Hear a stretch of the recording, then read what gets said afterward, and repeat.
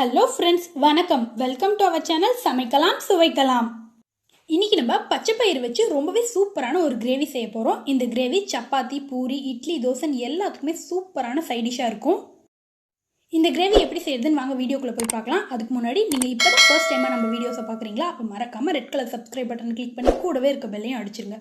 அதில் all option கொடுத்துக்கோங்க. அப்போ தான் எங்களோட அடுத்தடுத்த வீடியோஸ் உங்களுக்கு நோட்டிஃபிகேஷனாக வரும். இந்த பச்சைப்பயிறு கிரேவி பண்ணுறதுக்கு ஃபஸ்ட்டு பச்சைப்பயிரை நல்லா ட்ரை ரோஸ்ட் பண்ணி ஊற வச்சுக்கலாம். அதுக்காக 1 கப் அளவு பச்சைப்பயிரை ட்ரை ரோஸ்ட் பண்ணுறேன். அடுப்பை மீடியம் ஃப்ளேமில் வச்சு பச்சைப்பயிரை ஒரு 5 நிமிஷத்துக்கு நல்லா கலர் மாறுற அளவுக்கு வறுத்துக்கலாம். வாசம் வரணும், அந்த அளவுக்கு நல்லா வறுத்து எடுத்துக்கலாம். நல்லா வறுபட்டுருச்சுப்பேன். பச்சைப்பயிறு கரிஞ்சிடக்கூடாது. இப்போ இது ஒரு பவுலுக்கு மாற்றிக்கலாம். மாற்றி இந்த பச்சைப்பயிறு மூழ்கிற அளவுக்கு தண்ணி ஊற்றி ஒரு 3லேருந்து 4 மணி நேரம் நல்லா ஊற வச்சு எடுத்துக்கோங்க. அப்போ தான் பச்சைப்பயிறு வெந்து வரும்போது நல்லா சாஃப்டாக வெந்து வந்துடும். இதே நீங்கள் பச்சைப்பயிரை நைட்டு ஊற வச்சு முளைக்கட்டி கூட யூஸ் பண்ணலாம். இந்த பச்சைப்பயிறு 4 மணி நேரத்துக்கு அப்படியே இருக்கட்டும். பச்சைப்பயிறு ஊறி நல்லா சாஃப்டாகி வந்துருச்சு. இப்போ கிரேவி செய்ய ஸ்டார்ட் பண்ணிடலாம். அதுக்கு ஒரு குக்கரில் 2 டேபிள் ஸ்பூன் எண்ணெய் சேர்த்துக்கலாம். இந்த எண்ணெய் கூடவே ஃப்ளேவருக்காக 1 டேபிள் ஸ்பூன் நெய் சேர்த்துக்கிறேன். நெய் ஆப்ஷனல் தான், உங்களுக்கு விருப்பம் இல்லைன்னா சேர்க்க வேணாம். நெய் சேர்க்கும் போது இந்த கிரேவியோட ஃப்ளேவரே ரொம்பவே வித்தியாசமாக சூப்பராக இருக்கும்.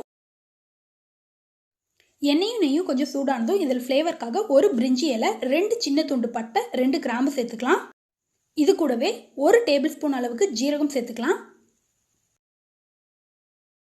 இந்த ஸ்பைசஸ் கொஞ்சம் வறுபட்டதும் 2 பெரிய வெங்காயத்தை நல்ல பொடி பொடியாக கட் பண்ணி சேர்த்துக்கலாம். இந்த கிரேவிக்கு நம்ம தேங்காய்லாம் எதுவும் அரைச்சி ஊற்ற போகிறதில்ல, அதனால வெங்காயம் நல்லா பொடி பொடியாக கட் பண்ணி சேர்த்துக்கோங்க. அப்போ தான் கிரேவியோட கன்சிஸ்டன்சி கொஞ்சம் திக்காக கிடைக்கும். வெங்காயம் நல்லா கண்ணாடி பதம் வந்ததும் 1 டேபிள் ஸ்பூன் இஞ்சி பூண்டு பேஸ்ட் சேர்த்து நல்லா வதக்கி விட்டுடலாம். இது கூட ஒரு பெரிய சைஸ் தக்காளியை குட்டி குட்டியாக கட் பண்ணி சேர்த்துக்கலாம். தக்காளி அதிகம் சேர்த்துற வேணாம், அப்போ இனிப்பு சுவை வந்த மாதிரி ஆகிடும். அதனால் 1 தக்காளி மட்டும் போதும்.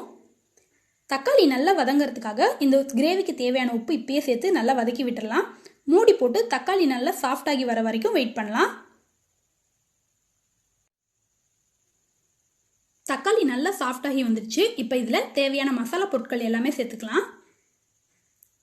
1/2 டேபிள் ஸ்பூன் மஞ்சள்தூள்,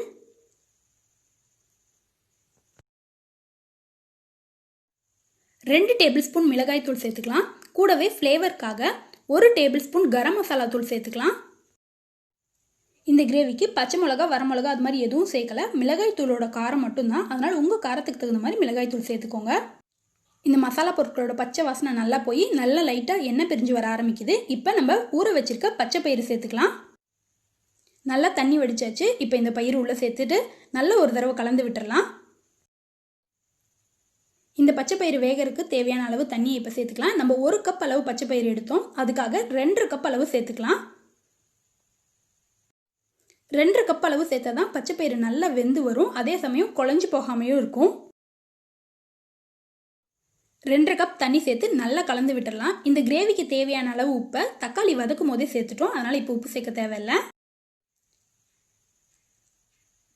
தண்ணி லைட்டாக கொதி வர ஆரம்பிச்சதும் 1 கொத்து கருவேப்பிலையில் சேர்த்துக்கலாம். கூடவே வாசனைக்காக நல்ல பொடியாக கட் பண்ண கொத்தமல்லி இலைகளையும் சேர்த்துக்கலாம். அவ்வளோதான். மூடி போட்டு மிதமான தீயில ஒரு 5லேருந்து 6 விசில் வர அளவுக்கு வச்சு எடுத்துக்கோங்க.